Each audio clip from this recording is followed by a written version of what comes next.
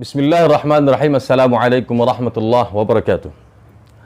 Alhamdulillah rabbil alamin wa bihi nasta'in ala umurid dunya waddin wassalatu wassalamu ala asyrafil khalqin nabiyil ummi Muhammad sallallahu alaihi wasallam wa ala alihi wa sahbihi wa dzurriyyati wa ahli baiti ajma'in. Amma ba'd. Saudara-saudari sebangsa dan setanah air yang dimuliakan oleh Allah Subhanahu wa taala. Alhamdulillah, segala puji bagi Allah.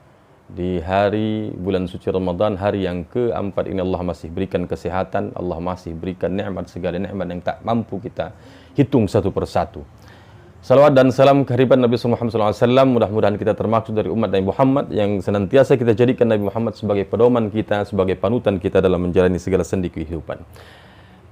Saudara-saudari sebangsa dan setanah air, ada sebuah pertanyaan, tak lain adalah, kenapa puasa umat Islam di bulan suci Ramadan? Maka terhadap pertanyaan ini dalam sebuah buku yang dituliskan oleh Profesor Dr. Almarhum Syekh Muhammad Imarah, dalam bukunya Fiqhul Hadarah Islamiyah, beliau menyatakan bahwa jawabannya tak lain adalah karena bulan suci Ramadan yang ditetapkan di dalamnya puasa bagi umat Islam, karena di dalamnya terdapat sebuah peristiwa yang sangat-sangat besar dan mulia. Tak lain adalah diturunkannya Al-Quran. Maka Al-Quran adalah sebagai rahimnya. Istilah yang digunakan oleh Syekh Muhammad Imarah, bahwa Al-Quran adalah dalam tanda petik rahimnya, lahirnya umat Islam. Sehingga dalam Al-Quran disebutkan oleh beliau ada 4, bahkan menjadi 5. Ada 5 kandungan yang terdapat dalam Al-Quran. Yang kelima ini tak lain merupakan sebagai istilah beliau Al-Jawami' Al-Khams. Ada 5 himpunan yang menjadi karakter yang terkandung dalam isi Al-Quran. Yang pertama kata beliau adalah Jami' Al-Aqidah, bahwa Al-Quran mengandung himpunan dari seluruh akidah, dari umat-umat sebelumnya, dari nabi-nabi sebelumnya hingga Nabi Muhammad SAW. La nufarriqu baina ahadin min rusulih. Kami tak membeda-bedakan antara para utusan-utusan Allah. Semuanya tak lain adalah la ilaha illallah. Yang kedua, Jami' Syariah, bahwa Al-Quran menghimpun karakter bahwa Al-Quran sebagai Jami' Syariah, sebagai penghimpun daripada hukum syariat. Sehingga yang ketiga adalah disebutkan dalam kitab tersebut Wahdatul Ummah, persatuan umat. Yang keempat Hadaratul Ummah, peradaban umat. Yang kelima Al-Umamiyah. Al-Umamiyah tak lain adalah sebagai penghimpun karakter bangsa-bangsa. Yang pertama adalah la ilaha illallah, Jami'ul Aqidah, bahwa para rasul semua risalah mereka la ilaha illallah. Maka Al-Quran juga menghimpun itu. Terkandung dalam Al-Quran bahwa kalau orang mengatakan bahwa la ilaha illallah, maka dia harus buktikan la ilaha illallahnya itu dengan Jami'ul Syariah. Tak lain yaitu adalah orang yang betul-betul menyatakan bahwa Allah sebagai Tuhannya, maka akan dia buktikan dengan bentuk ketaatan kepada perintah Allah Subhanahu wa taala. Salah satu perintah Allah tak lain adalah dengan cara bukti, diantaranya meringankan orang yang susah, memberi bantuan, bersedekah, berinfak, berzakat, baik kepada orang yang as-sa'il wal mahrum, baik kepada orang yang meminta-minta, atau ada orang yang susah tapi tak minta dia, dikenal dalam istilah Al-Quran al-mahrum. Dia tak minta tapi dia butuh, al-mahrum. Yang ketiga, Wahdatul Ummah. Apa kaitannya? Kalau orang sudah mencapai bahwa keyakinan la ilaha illallah dia buktikan dengan syariatnya, dengan melaksanakan perintah Allah tadi, maka akan terbentuk sebuah kesatuan, akan terlahir sebuah persatuan umat. Lebih besar lagi, persatuan sebuah bangsa.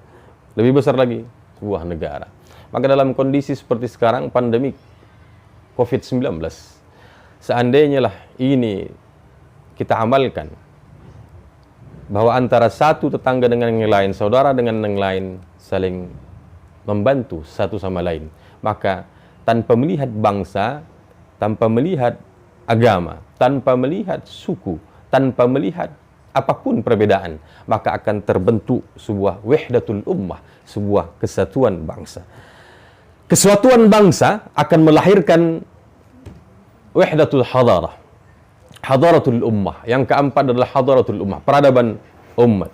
Sehingga kalaulah memang seorang yang menyatakan bahwa la ilaha illallah, dia buktikan kepada la ilaha illallah, dia buktikan dengan membantu sesama di antaranya, maka akan terbentuk hubungan yang baik sehingga menjadi sebuah persatuan. Persatuan ini antara satu individu dengan individu yang lain, sekelompok dengan kelompok yang lain, bahkan satu bangsa dengan bangsa yang lain, maka akan membangun sebuah hadarah al-ummah, hadarah keperadaban umat. Maka peradaban umat ini akan melahirkan yang kelima, yaitu al-umamiyah. Al-umamiyah tak lain adalah sebuah penghimpun, sebuah karakter yang tak membeda-bedakan antara satu bangsa, satu negara, semua sama, tanpa melihat ragam jenis bangsa, negara, kulit, dan bahasa, dan seterusnya. Saudara-saudari sebangsa yang tanah air yang dimuliakan oleh Allah Subhanahu wa taala. Kalau kita ingat bahwa perjalanannya, dalam perjalanan Al-Quran, jawabannya adalah Al-Quran, karena di dalamnya Al-Quran diturunkan. Maka di bulan suci Ramadan yang dia tidak merupakan termasuk dari bulan-bulan yang dimuliakan oleh Allah, atau disebut dengan Syahrul Hurum. Syahrul Hurum yaitu Rajab, Dzulqa'dah, Dzulhijjah, Muharram. Ramadan tidak termasuk di dalamnya. Akan tetapi kemuliaan Ramadan di atas 4 bulan tersebut. Padahal jelas, apa buktinya? Bahwa cuma Ramadan yang disebutkan dalam Al-Quran. Hanya Ramadan yang disebutkan dalam Al-Quran, dibandingkan 4 bulan-bulan suci yang dimuliakan Allah tadi. Karena dalamnya tak ada, dilarang peperangan dan seterusnya. Dalam historisnya, sejarahnya, ketika Al-Quran turun dari Ruhul Amin, Jibril, disampaikan kepada As-Sadiqul Amin, Nabi Muhammad SAW, berada di Gua Hira pada waktu matla'il fajr. Matla'il fajr. Apa makna matla'il fajr? Matla'il fajr, beliau mengatakan, Syekh Muhammad Imarah, huwa maulidun nahar, adalah awal mula dari siang. Apa yang turun ketika itu? Iqra, membaca. Bacalah kita. Maka untuk supaya sebuah peradaban umat akan maju, maka kuncinya cuma satu, membaca. Ilmu. Kuncinya adalah ilmu. Maka Gua Hira ini sudah terjadi. Tapi apa pelajaran yang dapat kita kutip dari situ? Nabi Muhammad kenapa ke Gua Hira? Tak lain di antara hikmahnya adalah ingin menjauhkan diri, beribadah, mendekatkan diri, bertahanus kepada Allah Subhanahu wa taala, mustakhlisan, istikhlasan kamilan, benar-benar ingin bersih, suci, dan tulus dari segala hal manusia, manusiawi, ditinggalkan semua, betul-betul ikhlas, tulus untuk mendekatkan diri kepada Allah. Maka konteksnya di masa kita sekarang memang tak ada lagi bertahanus di Gua Hira, tapi jadikanlah rumah-rumah kita, tempat-tempat kita yang di dalamnya mungkin ada prosedur kesehatan untuk tidak melakukan pertemuan dan seterusnya. Maka beribadah di rumah, jadikanlah rumah sebagai bentuk untuk bertahanus, mendekatkan diri kepada Allah Subhanahu wa taala, ikhlas, bukan karena apapun, bukan untuk mendapatkan sumah nama baik di antara orang, untuk dilihat orang dan seterusnya, tapi betul-betul kan beribadah, ingin mendekatkan diri kepada Allah Subhanahu wa taala. Selanjutnya jamaah dimuliakan Allah Subhanahu wa taala, kenapa bulan puasa umat Islam di bulan suci Ramadan? Tak lain tadi jawabannya adalah karena dalamnya diturunkan Al-Quran.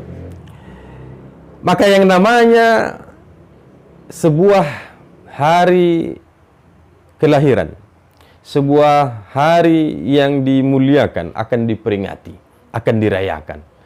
Yang namanya perayaan, bahasa kita pasti ada makan-makan.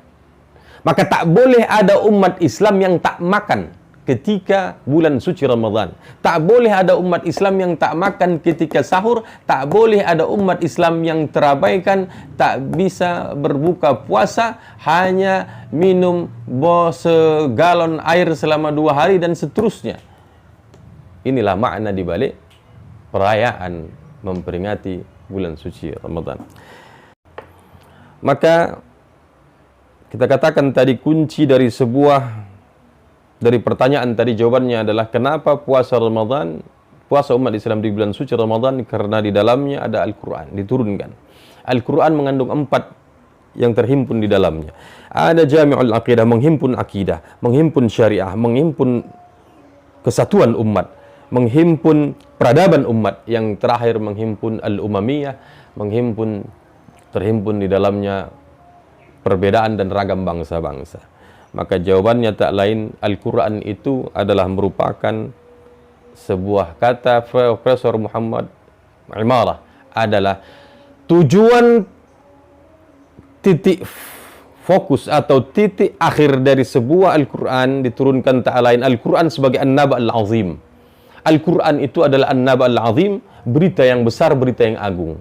Ibarat sebuah berita, ada berita terpampang oleh kita umpamanya membaca berita, jangan jadikan Al-Quran sebagai running text di layar kaca Anda, tapi jadikan Al-Quran betul-betul bisa dihidupkan, bisa dibumikan. Diistilahkan oleh Profesor Muhammad Quraish Shihab, membumikan Al-Quran. Maka Syekh Muhammad Imarah mengistilahkan ihya Al-Quran, menghidupkan Al-Quran. Sangat baik bangsa ini. Di zaman sekarang, umat ini, banyak sekali sekolah-sekolah tahfidz, banyak sekali perlombaan-perlombaan tahfidz, perayaan-perayaan tentang Al-Quran, tapi sangat ironis kalau Al-Quran itu hanya sampai pada tikrar, pengulangan, hanya sampai pada al-hifz, hanya sampai pada penghafalan saja. Kita mau naik kelas. Mudah-mudahan di masa COVID-19 ini, umat Islam ini naik kelas. Yang dulunya Al-Quran hanya sampai di mulutnya saja, hanya sampai pada tikrar dan penghafalan. Maka kita naik kelas, tidak cuma sampai di situ. Mari kita bangun sama-sama untuk maju. Yang punya sekolah tahfidz dan seterusnya punya sebuah rancangan kurikulum yang tidak hanya menyiapkan para imam-imam sholat, tapi menyiapkan para imam-imam umat, generasi bangsa yang memimpin. Abdullah Ibnu Umar menyatakan dalam sebuah riwayat, beliau mengatakan bahwa ada seorang al-fadl min ashabir Rasulullah, seorang sahabat dari Rasulullah SAW yang tak banyak hafalannya, dia hafal hanya sekitar 1 atau 2 surat, as-surah atau nahwaha. Tapi Allah Subhanahu wa taala menganugerahkan kepada beliau untuk mengamalkannya.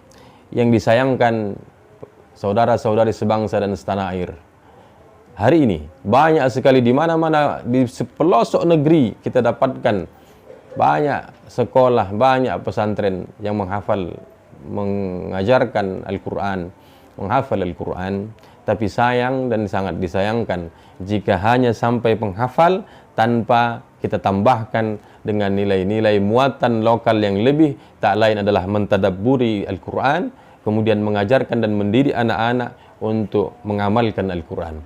Mudah-mudahan di masa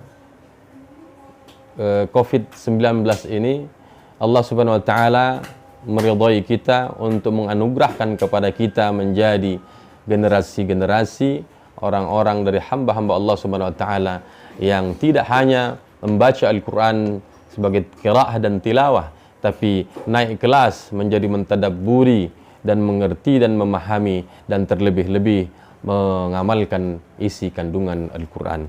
Mudah-mudahan bermanfaat. Mohon maaf atas segala kekhilafan dan kesalahan. Wassalamualaikum warahmatullahi wabarakatuh.